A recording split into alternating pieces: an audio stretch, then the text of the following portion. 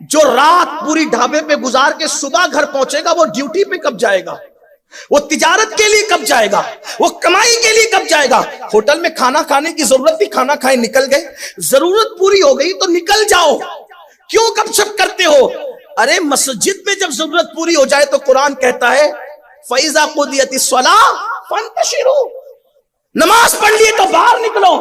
अगर ये सेग़े अम्र नहीं है, हुक्म नहीं है, लेकिन इबादत के लिए तो है ना कि निकलो और क्या करो, अल्लाह का फज़ल तलाश करो, यानी अपने कारोबार में लग जाओ। कहीं ऐसा नहीं मस्जिद में जुमा के दिन कहा जा रहा है कि निकलो मस्जिद से और अल्लाह का फज़ल तलाश करो, जब वहां जरूरत पूरी होने के बाद मस्जिद से निकलने को जायज करार दे दिया गया। हालांकि यहूदियों के यहाँ पूरा शनीचर का दिन कारोबार बंद करने का हुक्म है, ईसाइयों के यहाँ पूरा इतवार के दिन कारोबार बंद करने का हुक्म है, और हमारे यहाँ जुमतुल मुबारक ईद का दिन सबसे ज्यादा मुबारक दिन है। लेकिन ये नहीं कहा गया कि जुमा के दिन कारोबार बंद करो, हमें किसी दिन कारोबार बंद करने का हुक्म नहीं है, बल्कि फरमाया अल्लाहु अकबर इज़ा नूदिया लिस्सलाति मिन यौमिल जुमा फसअू इला ज़िक्रिल्लाहि वज़रुल बै।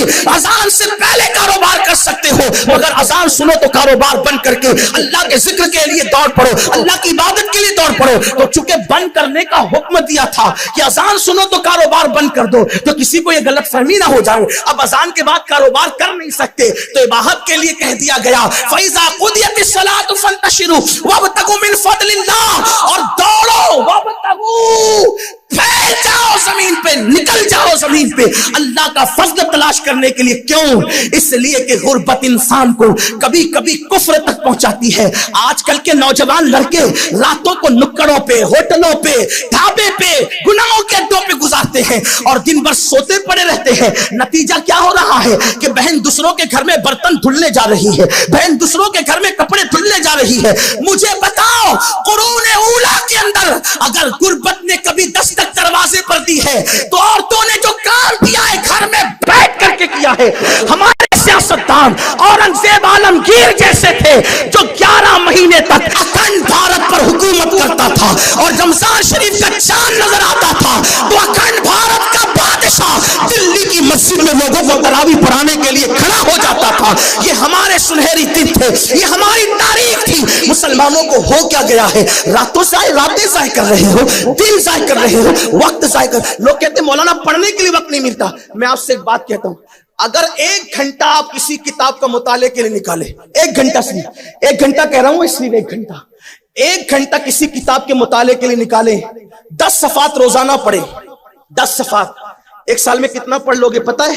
7,500 सफ़ात पढ़ सकते हो एक साल में। रोजाना 1 घंटा एक किताब पढ़े हो, 10 सफ़ात, साल गुजरेगा तो कितनी किताब, कितने सफ़ात का इल्म आपके सीने में हो जाएगा? 7,500 सफ़ात। अगर 1 घंटा सही इस्तेमाल किया तो 7,500 सफ़ात के उलूम के आप आलिम बन गए। अगर और वक्त का सही इस्तेमाल करोगे तो क्या ना मिलेगा, क्या नहीं मिल सकता। बहरहाल अपनी गुफ्तगू समेटते हुए अर्ज करूं, हमें एहसास करना होगा जिंदगी तेजी से गुजर रही है, वक्त जा रहा है, और इंसान को पछतावा सबसे ज्यादा कब होता है पता है?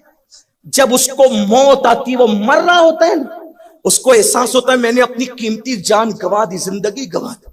और जवानों को तो एहसास अभी नहीं है, जिस वक्त इनकी जवानी ढलेगी, बुढ़ापा आएगा, तब उनको एहसास होगा कि हमने जवानी कहां गुजार दी। कहा जाता है कि एक बूढ़ा जिसकी कमर बुढ़ापे की वजह से झुक गई थी, वो लकड़ी टेकते हुए कहीं जा रहा था, एक जवान को मस्ती सूझी। उस जवान ने पूछा बाबा क्या ढूंढ रहे हो? हालांकि उसको पता था कि कुछ ढूंढ नहीं रहे, इनकी कमर बुढ़ापे की वजह से झुक गई, लकड़ी हाथ में, झुक गई है कमर। तो पूछा बाबा क्या ढूंढ रहे हो? वो बूढ़ा बड़ा दानिशमंद था, उसने सोचा जब मौका ही मिला है तो कोई नसीहत कर दूं, इसलिए कि वो तो चिढ़ा रहा था। लेकिन याद रखना ज़र्फ ज़र्फ की बात है, नौजवान चिढ़ा रहा था, बूढ़ा चाह रहा था नसीहत करना। बिल्कुल ऐसे ही जैसे बच्चे दरख्त पे पत्थर मारते हैं, लेकिन दरख्त जो फल वाला दरख्त होता है वो पत्थर मारने वालों को पत्थर नहीं लौटाता, बल्कि वो पत्थर मारने वालों को फल अता करता है।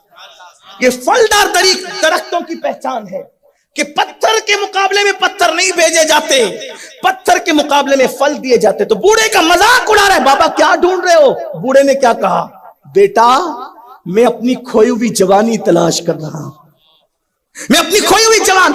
जिस दिन बुढ़ापे की वजह से तुम्हारे घुटने काम नहीं करेंगे, जिस दिन तुम्हारे खूबसूरत चेहरों पे झुर्रियां पड़ जाएगी, जिस दिन तुम्हें खांसी इतनी, अल्लाह ना करे किसी को है, लेकिन ये बुढ़ापे के हालात हैं, जिस दिन खांसी इतनी होगी कि रुकेगी नहीं, जिस दिन सांस फूल रही होगी, जिस दिन चंद कदम चलने के लिए भी लाठी की जरूरत होगी या किसी बेटे और पोते के कंधे की जरूरत होगी, उस वक्त एहसास करोगे कि मैंने अपनी जिंदगी का कीमती सरमाया कहां गवा दिया।